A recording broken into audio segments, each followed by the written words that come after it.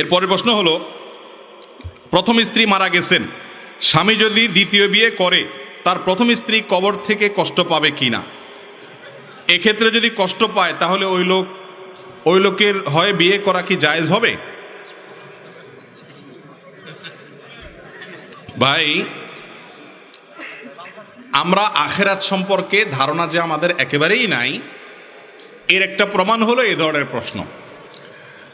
দুনিয়া থেকে একটা মানুষ চলে যাওয়ার পর দুনিয়াতে কোনো মহিলার মৃত্যুর পর তার স্বামী কি আরো একটা বিয়ে করছে না আরো 4টা করছে, ওইটা দেখার মতো, ওইটা ভাবার মতো শক্তি সুযোগ সামর্থ্য থাকলেও তার সেটা ভাবার মতো ফুরসত তার থাকবে না।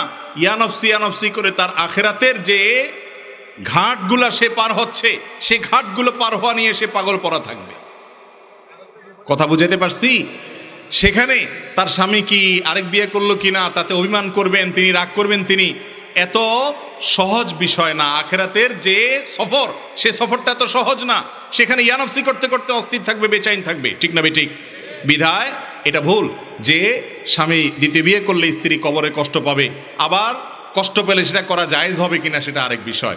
ভাই, স্ত্রী সাধারণত সবসময় চায় যে স্বামী আমার একার থাকুক, আর কাউকে বিয়ে, কিন্তু প্রয়োজন থাকলে শর্ত সাপেক্ষে ইসলাম একাধিক বিয়ের অনুমতি দিয়েছে। বিধায় স্ত্রীর যদি মনে কষ্ট হয় তারপরেও সেটা কি হবে না, হারাম বা নাজায়েজ হবে।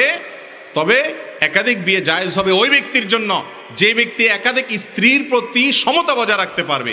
যে ব্যক্তি বিয়ে করে এক বউর দিকে টানবে, আরেক বউর হক নষ্ট করবে, তার জন্য একাধিক বিয়ে করা জায়েজ নাই।